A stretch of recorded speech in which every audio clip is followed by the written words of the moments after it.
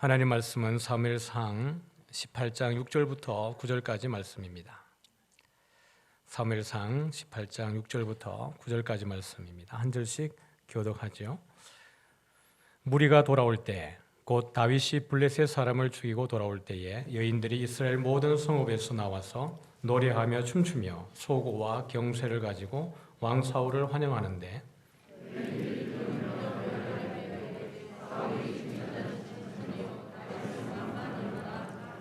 사울이 그 말에 불쾌하여 심히 노하여 이르되 다윗에게는 만만을 돌리고 내게는 천천만 돌리니 그가 더 얻을 것이 나라 말고 무엇이냐 하고 그날 후로 사울이 다윗을 주목하였더라. 아멘. 네, 오늘은 사울과 다윗의 차이라는 제목으로 함께 말씀을 나누기를 원합니다. 느낌이 있죠. 또 사울에 대한 느낌이 있고 또 다윗에 대한 느낌이 있는데, 전쟁에서 이기고 돌아올 때에 벌어지는 이 하나의 상황, 이것이 사울과 다윗에 가지고 있는 기본적인 안에 어떤 차이가 있는지를 보여주고 있죠. 6절을 보면 무리가 돌아올 때라고 이야기합니다. 그때에 다윗이 블레셋 사람을 죽이고 돌아올 때, 주인공이 다윗 같습니다. 그렇죠? 전쟁이 이기고 딱 돌아오면 왕이 가장 먼저 이제 선봉에 서서 들어올 텐데, 그렇게 이제 이 돌아오는 그 행렬에 사람들이 모여서 환영하는 그 모습이 다윗이 블레셋 사람을 죽이고 돌아올 때라고 이야기합니다. 여인들이 모든 성읍에서 나와서 노래하며 춤추고 노래하고 춤추고니까, 우리 이제 찬양할 때 우리 앞에서 막 이렇게 인도하면 흥이 나가지고 막 율동하지 않습니까? 우리는 율동 잘 안 하죠. 신나면 율동하게 돼요, 그죠? 들썩들썩하고 안 일어나니까 혼자 일어나는 게 뻘쭘해서 그런데 속으로는 막 춤을 이제 추고 있는 겁니다. 그렇게 여인들이 노래하고 춤추고 기뻐서 이제 소고와 경쇠를 가지고, 소고와 경쇠 그러면 이제 뭐 타악기들입니다. 탬버린, 북, 꽹과리, 징 이런 것들을 들고 아주 이제 흥겹게 이렇게 맞이하고 있는 거죠.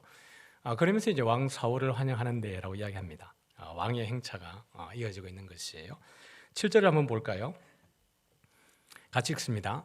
여인들이 뛰놀며 노래하여 이르되 사울이 죽인 자는 천천히요 다윗은 만만이로다 한지라. 여인들에게 뛰놀다라고 할 때 뛰논다라고 하는 단어의 그 용례를 보면 그 여러 가지 뜻이 여기에 있어요. 보면 재주 부리다, 조롱하다, 비웃다, 우습게 여기다, 부정적인 내용이 훨씬 많고요. 또 이 단어가 구약에 쓰여진 용례들을 봐도 부정적인 의미에 쓰여진 용례가 훨씬 많아요. 그러면서도 여기 나온 이제 즐거워하다, 웃다, 뛰놀다 이런 뜻이 이제 있는 것이에요. 여인들이 아무렴 여러분 왕을 조롱했겠습니까? 맞죠? 전쟁이 이고 돌아오는 그 왕을 조롱하기 위해서 사울의 죽인 자는 천천히고 다윗은 만만이라고 그렇게 했겠습니까? 그게 아니었겠죠. 여인들이 정말 흥겹게 뛰어놀며 춤을 추며 이거 흥을 돋우어서 정말 전쟁에 수고한, 블레셋 사람 때문에 완전히 기가 죽어서 이 나라의 민족이 망할까 싶었던 그 두려움 속에서 이제는 전쟁에 승리하고 돌아오니까 얼마나 기뻤겠습니까? 그러면서 이제 여인들이 그렇게 노래를 부르는 가운데에 한 귀절이 사울의 귀에 들려지는 겁니다. 사울은 천천히요 다윗은 죽인 자는 만만이다. 교회에 이렇게 신앙생활 하다가 금방 이제 등록한 새 신자가 있다고 생각을 해보시죠. 근데 새 가족이 와가지고 너무 적응을 잘하는 거예요. 오자부터 모든 예배에 참 이렇게 성실하게 참여하고 기도회 또 학습 세례받고 봉사하는 거 너무 열심히 잘하는 거예요. 근데 이제 주변에서 하는 이야기들 보니까 너무 잘하니까 와, 이 사람 정말 대단한 사람이야. 진짜 인재가 들어왔어. 능력자가 들어왔어. 라고 막 축켜 세우는 겁니다. 근데 옆에서 이렇게 지켜보던 오래 신앙생활 하신 분이, 직분은 잘 모르겠는데 예를 드는 거니까요. 근데 그걸 보면서 막 배가 아픈 거예요. 막. 아니 내가 지금 교회 섬긴 게 얼마인데 내가 우리 교회 와가지고 섬기고 봉사하고 헌신하고 그렇게 했는데 나를 바라보지 않고 모든 사람의 관심이 이제 얼마 되지 않은 사람에게 집중하고 막 이 사람에게 모든 영광을 돌리는 것 같아요. 그러니까 거기서 막 화가 나고 마음에 시험이 들고 낙심해가지고 봉사도 내려놔 버리고 이럴 것 같으면 나 봉사 안 해. 난 뭐야? 이런 분들이 있을 수 있다는 얘기죠. 사울의 입장에서 여러분 이 여인들이 노래할 때 여인들이 정말 사울을 깎아내리고 다윗을 높이 올려서 사울에게 조롱을 주고 멸시를 주기 위해서 이걸 했을까요? 왕과 이 다윗 비교의 대상이 되지 않죠. 지금 사울은 여러분 왕이에요. 그리고 모든 나라의 통치자입니다. 근데 다윗은 이제 얼마 되지 않은 이제 갓 알게 된 사람이고 청년이고 전쟁 한 번에서 골리앗을 이긴 사람이에요. 그러니 여인들의 입장에서 볼 때 사실 다윗이 얼마나 대단했겠어요. 우와, 이 다윗은 도대체 누구야? 신출귀몰하다 이 사람은. 그렇게 하면 사실은 다윗을 더 어떻게 보면 격려하고 위로하기 위함이지 사울을 깎아내리고 조롱하기 위한 것은 분명히 아니었을 것입니다. 그럼에도 불구하고 오늘 사울이 막 이렇게 화가 난 거예요. 8절을 보면요, 이것 때문에 사울이 상당히 노했다고 그랬어요. 같이 한번 읽어볼까요? 사울이 그 말에 불쾌하여 심히 노하여 이르되 다윗에게는 만만을 돌리고 내게는 천천만 돌리니 그가 더 얻을 것이 나라 말고 무엇이냐 하고 9절에요. 그날 후로 사울이 다윗을 주목하였더라. 이것을 우리 세번역으로 표준 세번역으로 보면 같이 한번 8절을 볼게요. 이 말에 사울은 몹시 언짢았다. 생각할수록 화가 치밀어 올랐다. 사람들이 다윗에게는 수만 명을 돌리고 나에게는 수천만 명만 돌렸으니 이제 그에게 더 돌아갈 것은 이 왕의 자리밖에 없겠군 하고 투덜거렸다. 그날부터 사울은 다윗을 시기하고 의심하기 시작하였다. 여러분, 이 상황에서 사울의 가장 지혜로운 처치는 무엇일까요? 여인들이 그렇게 사울이 죽인 자는 천천히고 다윗의 죽인 자는 만만이다라고 했을 때 여러분 사울의 가장 지혜로운 것은 동의해 주는 거 아니었겠어요? 야, 진짜 내가 봐도 다윗은 대단해. 내가 참 왕임에도 불구하고 이 전쟁에서 마음이 쫄려가지고 나가지 못하고 있었는데 정말 이 친구는 어린 청년이 대단한 거야. 정말 하나님이 함께 하셔서라고 사울이 진심을 담아서 다윗을 죽여 세워주었다면 오히려 정말 영웅 삼아 주었다 그러면 더 높임을 받는 것은 누구였겠어요? 사울 아니었겠어요? 간 이렇게 와서 교회 등록해가지고 열심히 봉사하는 그 성도가 정말 열심히 할 때 옆에 사람들이 다 이렇게 칭찬할 때 오랫동안 섬겼던 그가 주목받지 못하는 게 섭섭해할 게 아니라 어떻게 해요? 진심을 담아서 축복하고 더 잘 섬기도록 격려한다 그러면 본인의 마음이 얼마나 더 행복하겠어요. 경계심이 생기지 않고 시기가 생기지 않고 질투가 생기지 않고 참 행복할 텐데 자기에게 주목되기를 바라다 보니까 오늘 사울은 그것이 용납되어지지 않는 겁니다. 표준 세번역의 8절을 보니까 뭐라 그랬죠? 생각할수록 뭐가 어렵다고요? 화가 치밀어 오른 거예요. 아니 도대체 나를 뭘로 보는 거지? 라는 거죠. 그래서 이것 때문에 그때부터 사울은 다윗을 어떻게 하겠다고요? 표준 세번역 보니까 9절에 시기하고 의심하기 시작했더라라고 얘기합니다. 그런데 여러분 사울이 이렇게 시기하고 의심할 만한 단서가 있습니다. 단초가 있어요. 그냥 사울이 마음이 좁아서 자존감이 약해서 그런 게 아니고 이미 이전에 예고된 상황이 하나 있었기 때문에 그렇습니다.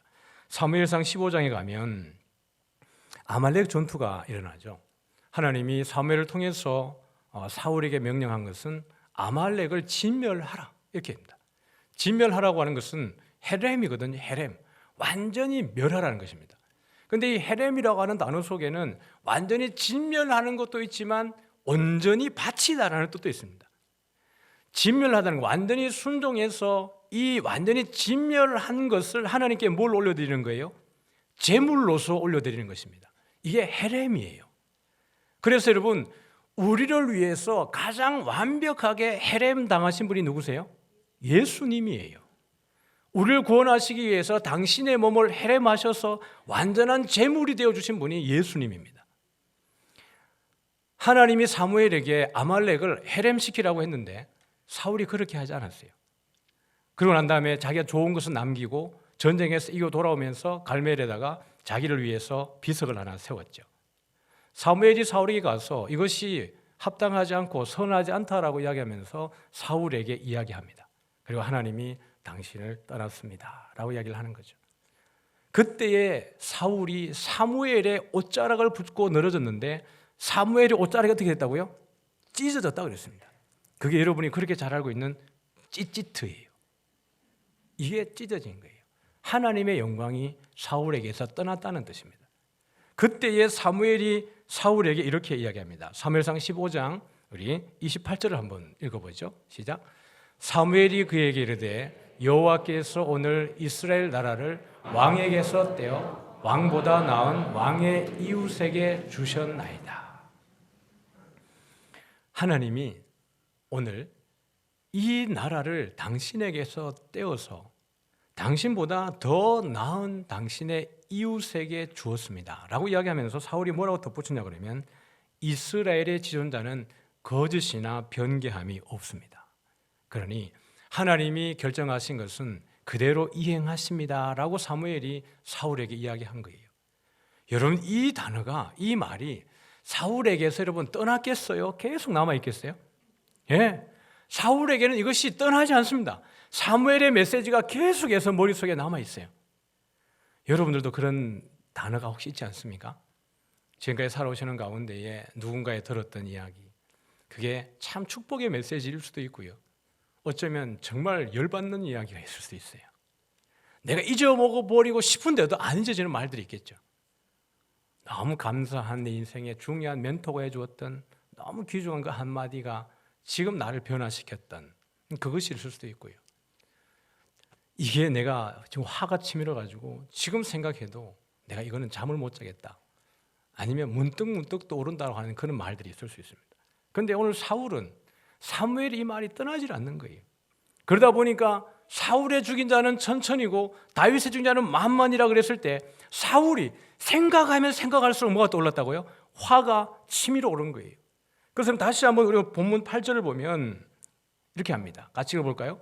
사울이 그 말에 불쾌하여 심히 노하여 이르되 다윗에게는 만만을 돌리고 내게는 천천만 돌리니 그가 더 얻을 것이 나라 말고 무엇이냐 하고. 나라입니다. 15장에서 사무엘이 말한 것이 나라예요. 이스라엘의 나라를 하나님이 왕에게서 떼어서 왕보다 더 나은 사람에게 줄 것입니다. 하나님은 절대로 이 계획에 변화가 없습니다라는 것이에요. 사울이 생각할 때마다 더 화가 난 것은 그가 얻을 것은 이 나라 말고 더 무엇이겠느냐라고 얘기하는 것입니다. 표준세번역의 8절을 볼까요? 거기 보면 그에게 더 돌아갈 것은 이 왕의 자리밖에 없겠군이라고 하고 두들겼다는 거예요.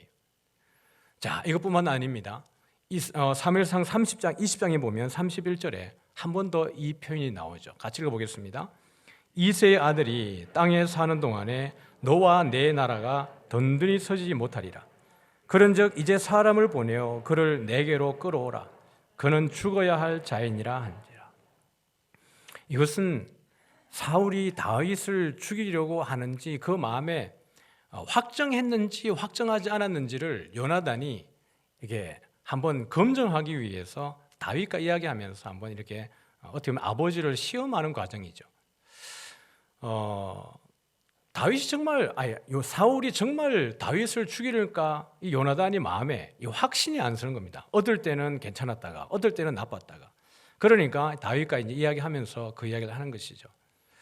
오늘 내가 아침 식탁에 아버지와 함께 앉게 되었을 때 너를 찾게 될 거야. 다윗 어디 갔니? 라고 이야기할 때 이러이러하다 이야기했을 때 아버지가 사울이 괜찮다라고 하면 사울이 아버지가 너를 죽이지 않을 것으로 알고, 만약에 반대로 거기에 대해서 분해하고 너를 죽이려고 하고 화를 내면 아버지가 너를 죽이기로 작정한 줄 그때 알겠다라고 서로 얘기를 합니다.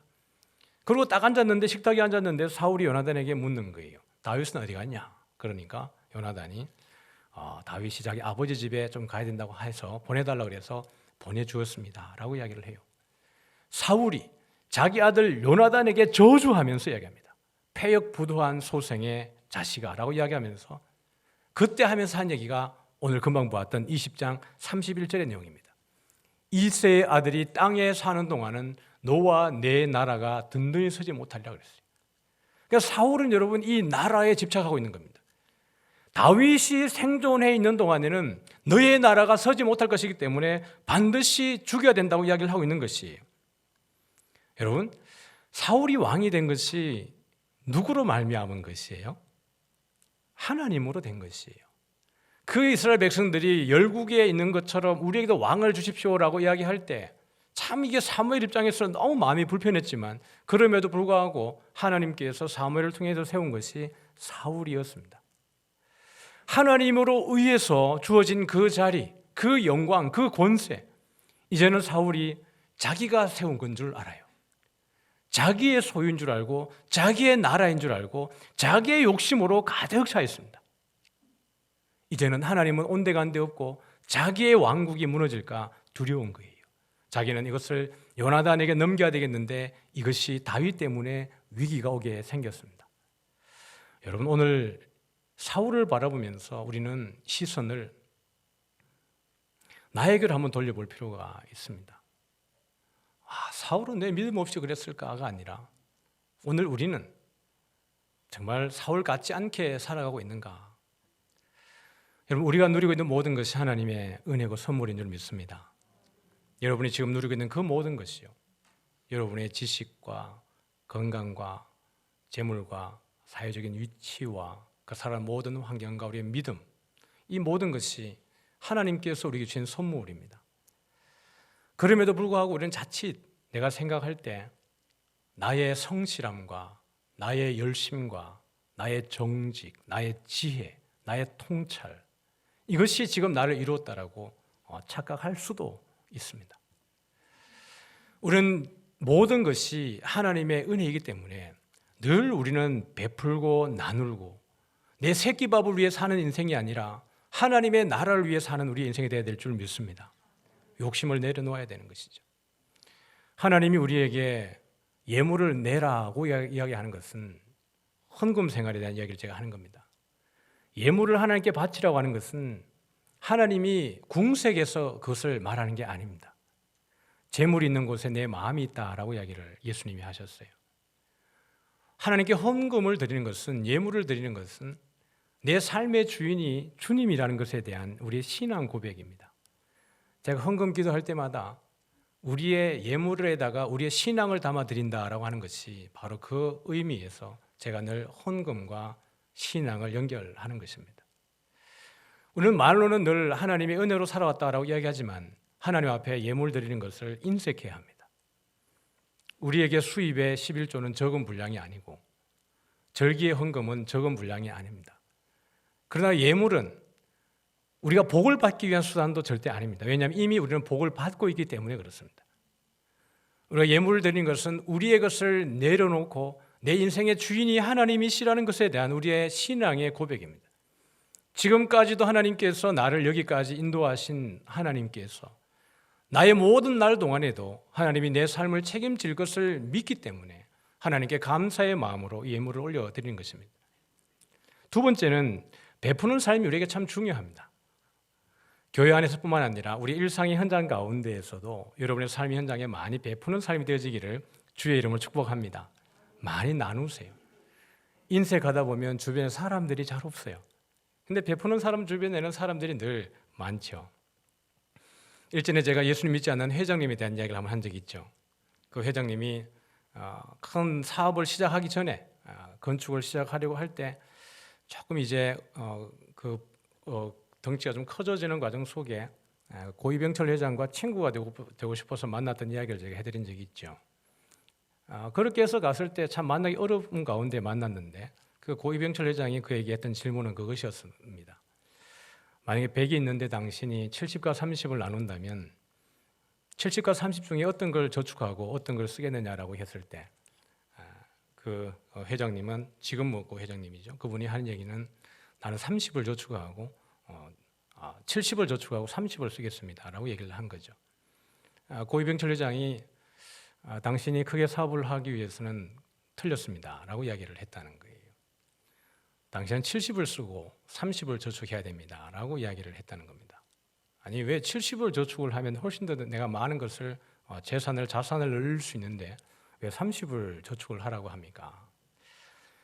당신이 쓰는 70 가운데에서 그 70의 영향력에 있는 몇 사람이 나중에 당신에게 그것을 은혜를 갚게 된다면 당신은 70을 저축하는 것보다 훨씬 많은 게 당신에게 돌아갈 것이다 라는 이야기를 했다는 거예요. 우리가 가진 것 중에 70을 나눌 수는 없지만 우리가 뭔가를 나누는 것은 참 기쁜 일입니다. 우리가 일상을 살아가다 보면 베풀 상황들이 많죠. 같이 식사할 때도 있고 카페를 갈 때도 있고 그렇습니다. 요즘에는 이제 각자 개인 부담하는 것이 낯설지 않은 문화가 되었습니다. 우리 체면 문화가 강한 우리 민족에게서 얼마 전까지만 해도 각자 계산하자 그러면 쫌생인가 쫌팽인가 뭐 이렇게 했죠. 그래서 막 각자 내고 싶은데도 이렇게 모아타다 보니까 그 식사 자리에 함께 가지 않는 겁니다. 내가 한꺼번에 낼 만한 돈이 없으니까요. 근데 지금은 각자가 계산하는 게 편하고 그것이 훨씬 유익합니다. 그래서 요즘에는 그것을 오히려 권장하죠. 그럼에도 불구하고 말입니다. 우리가 어떤 공동체 가운데에서 또는 누군가에게 베푸는 것은 정말 귀한 일입니다. 그런 여러분이 한번 계획을 세워본다면 올 한 해는 여러분 일상의 영성을 누리는 것 아니겠습니까? 이번 한 주간에 여러분이 드는 숙제가 그럴 수 있습니다. 누군가에게 커피 한 잔 대접하는 거, 식사 한번 대접하는 거. 만약에 그 사람들이 좀 많다면 여러분들이 미리 계획을 세우겠죠. 자기의 씀씀이를 좀 조정하면서 저축을 하고 절약을 해서 내가 우리 부서에 있는 사람에게 밥을 사고 부하들에게 밥을 사고 그렇게 하면서 내 사랑을 나누는 것입니다. 내가 내려놓는 훈련이 필요합니다. 특별히 그리스도인들은 움켜쥐고 내가 이것을 내 것만을 챙기는 게 아니라 자꾸 나누어 줄 때 이 기쁨이 얼마나 큰지를 여러분들이 누리기를 소원합니다. 이미 많이 누리고 계시겠지만 더 많이 누리셔서 나를 위해 사는 게 아니라 정말 나누어주는 삶, 그리스도의 삶을 닮아가는 우리 모두가 되어지기를 주의 이름으로 축복합니다. 사울과 여러분 다윗의 차이가 그것 아니겠어요? 사울은 첫 번째 다윗의 차이와는 뭐냐면 자기를 위해 살아가는 인생이에요. 다윗은 오직 하나님을 위해서 나아갑니다. 한번 보실까요? 우리 10절을 한번 보겠습니다. 10절입니다. 시작. 그 이튿날 하나님께서 부리시는 악령이 사울에게 힘있게 내리매 그가 집 안에서 정신없이 떠들어대므로 다윗이 평일과 같이 손으로 수금을 타는데 그때에 사울의 손에 창이 있는지라. 사울에게는 하나님께서 부리시는 악령이 힘있게 내렸어요. 여기에 쓰인 단어가 짤라흐입니다. 짤라흐가 어떤 단어냐 그러면 형통하게 하다는 단어거든요. 하나님이 요셉과 함께 하시니 요셉이 형통하였더라. 그때 쓰인 단어가 짤라흐입니다. 그런데 이 하나님의 부리시는 악령이 여기 힘있게 내릴 때에도 동일한 단어가 이게 쓰였어요. 그랬더니 사울이 집안에서 정신없이 떠들어대므로라고 이야기했는데 표준 세번역에서는 여기에서 미친 듯이 헛소리를 질렀다라고 이야기하고 있습니다. 하나님께서 세우셨음에도 불구하고 사울은 애초부터 그 나라를 세우기 위해서 어떻게 했습니까? 지나다니다가 건장한 사람이 있으면 군인으로 쓰기 위해서 그들을 징집한 거예요. 나라를 지키고 이 민족을 지키는 것이 사람인 것처럼 사울이 그렇게 하나님을 신뢰하지 못하고 사람을 붙드는 그 사울의 모습을 바라보는 거예요. 여러분 다윗이 인구조사했다가 하나님께 징벌을 받지 않습니까? 왜 인구조사를 했습니까? 내가 지금 나라를 세우고 난 다음에 전쟁에 나갈 만한 사람이 얼마인가를 계수한 거예요. 전쟁은 누구에게 속했다고요? 하나님께 속한 거예요. 인구조사했다가 다윗이 하나님께 징계를 받는 것이거든요. 근데 사울의 삶의 태도는 사람을 의지해요. 근데 여러분 다윗이 어떻게 하다고요? 다윗이 어떻게 해요? 평일과 같이 손으로 뭘 했습니까? 수금을 타는데 여러분 이 상황이 얼마나 언밸런스합니까? 지금 다윗은 집안에서 궁궐에서 헛소리를 짓거리면서 어떻게 보면 미치광이처럼 떠들고 있는데 다윗은 평일과 같이라는 얘기입니다. 일상의 영성에 흔들리지 않고 내 주변이 폭풍과 같은 상황이 벌어짐에도 불구하고 다윗은 여상하게 일상을 살아가면서 기도하고 예배하고 찬양하고 하나님과의 시간을 포기하지 않습니다. 그런데요 이후에 보시죠. 그때에 사울의 손에 무엇이 있어요? 아주 이 구절 속에 여러 가지를 생각하게 하는 거죠. 사울은 지금 미치광이처럼 날뛰고 있고 악령에 시달리고 있고 손에 창을 가지고 있는데 다윗은 거기에서 수금을 타면서 뭘 했겠어요? 하나님을 찬양하는 겁니다. 목장에서 하나님을 찬양했던 것처럼 지금 여기에서도 그 권세 때문에 그걸 잊어버리는 게 아니라 여전히 하나님을 찬양하고 있습니다. 11절을 보겠습니다. 그가 스스로 이르기를, 같이 읽을까요? 내가 다윗을 벽에 박으리라 하고 사울이 그 창을 던졌으나 다윗이 그의 앞에서 2번이나 피하였더라. 보세요. 상황이 보통 상황이 아니었던 거죠. 그냥 한 번에 딱 봐도 이건 위기 상황이에요. 그런데 다윗이 수금을 타고 하나님을 찬양하는 겁니다. 사울이 몇 번 창을 던졌다고요? 2번 던졌어요. 그것은 내가 반드시 죽여버리겠다고 하는 이 확실한 마음이 있는 거죠. 얘를 죽여야 내 자리가, 내 나라가 안전하다라는 거예요. 지체할 겨를 없이. 얼마나 절호의 찬스입니까? 찬양하느라고 수금을 하프를 하고 있는데 창을 던지면 사울이 장군인데 장수인데 이거 못 맞히겠습니까? 그런데 기가 막히게 다윗이 어떻게 돼요? 2번 피해요. 평소 운동 많이 하시기 바랍니다. 하나님의 은혜죠. 2번 다 피한 것이 하나님의 은혜였어요. 그런데 여러분, 사울의 말을 보세요. 그가 스스로 이르기를, 내가 다윗을 어떻게 한다고요? 벽에 박으리라 라고 했습니다. 이걸 원문으로 보면 조금 분리할 필요가 있어요. 내가 그를 때리겠다라는 것입니다. 내가 그를 죽이겠다. 그리고 벽에 점점점입니다. 사울의 가장 첫 번째 목적은 그냥 죽이는 거예요. 사울을 내가 죽여버리겠다. 그리고 난 이후에 이 죽은 시체를 어떻게 하겠다는 거죠? 벽에 달겠다는 거예요. 당시에 원수를, 적군을 죽이고 나면 그 원수의 나라에 딱 많은 사람들에게 이것을 전시하고 보여주는 것이 하나의 관례였던 거죠. 사울의 마음속에 이 다윗을 죽여서 벽에 걸겠다라고 마음에 작심을 한 것 같습니다. 여러분, 그러나 하나님의 사람은, 우리 모두는 여호와의 기업인 줄 믿습니다. 여호와의 기업이라는 것은 하나님이 책임진다라는 거예요. 우리의 먹고 마시고 입고 누리고 살아가는 그 모든 날을 주님이 책임져 준다라는 거예요. 자식은 여호와의 기업이라고 그랬잖아요. 우리 모두는 여호와의 자식이 되는 겁니다. 하나님이 우리의 기업이기 때문에 우리의 보호자예요. 우리를 저주하는 자를 어떻게 할까요? 하나님이 가만두지 않습니다. 우리를 저주하는 자를 하나님이 반드시 저주하게 되어져 있어요. 여러분, 다윗을 벽에 박아버리겠다고 했던 이 사울의 마지막이 어떻게 되었을까요?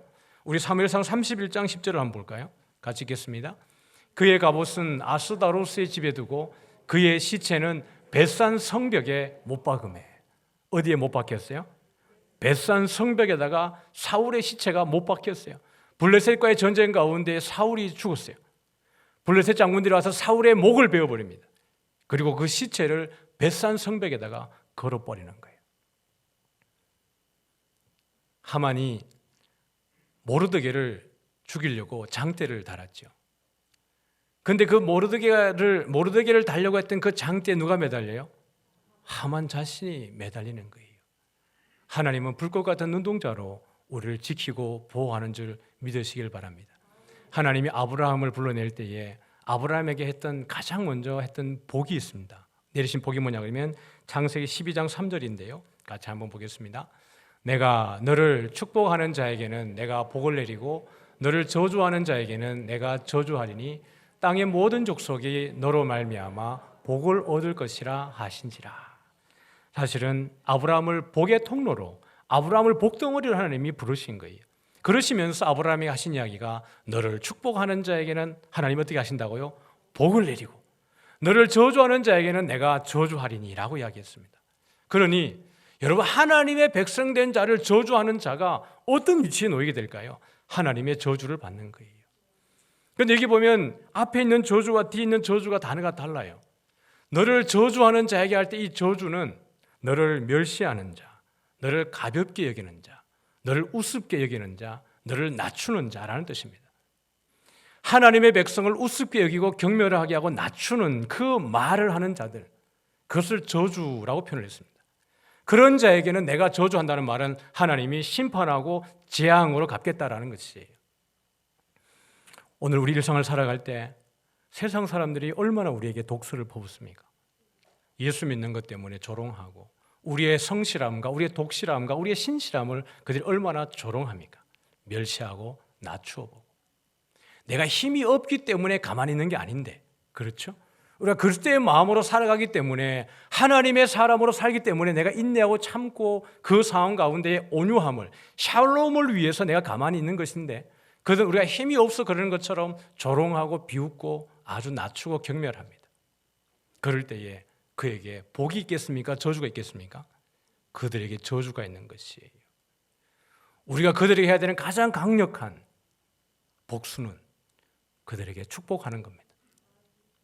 하나님, 이들이 몰라서, 하나님을 모르고 예수님을 모르고 예수 믿는 복을 몰라서 지금 이렇게 우리에게 경멸하고 저주스러운 말을 퍼붓고 조롱하지만, 하나님, 이들이 하나님을 알게, 예수님을 알게 하고 예수 믿는 복이 얼마나 좋은지를 깨닫게 해 주십시오 라고 복을 빌어주기를 주의 이름으로 축복합니다. 그렇게 할 때에 여러분의 빌었던 그 복이 여러분에게로 돌아올 것입니다. 여러분의 빌었던 그 복이 그 사람을 회개하게 하고 돌아오게 하고 그리스도의 사람이 되게 할 줄 믿습니다. 하나님은 우리를 저주하는 자를 용납하지 않으세요. 그러니 여러분, 사울이 다윗을 저주하고 죽이려 할 때 하나님 그것을 가만히 두었겠습니까? 그렇지 않다는 거예요. 사울과 다윗의 차이는, 사울은 자기를 위해 살고 자기 나라를 위해 사는 거지만 다윗은 하나님과 하나님의 나라를 위해 살아요. 그 위기와 어려움 가운데에도 수금을 타면서 하나님을 찬양하는 거예요. 여러분이 어떤 어려움 가운데에도 예배자가 되는 것을 포기하지 않기를 축복합니다. 예배하고 평일같이 동일하게 늘 기도하고 묵상하고 하나님의 사람으로 승리할 수 있을 줄 믿습니다. 사울은 왜 다윗을 두려워하는 걸까요? 세 번째 질문입니다. 왜 사울은 다윗을 두려워하는 걸까? 그것이 12절부터 16절까지 내용에 잘 소개되고 있는데요.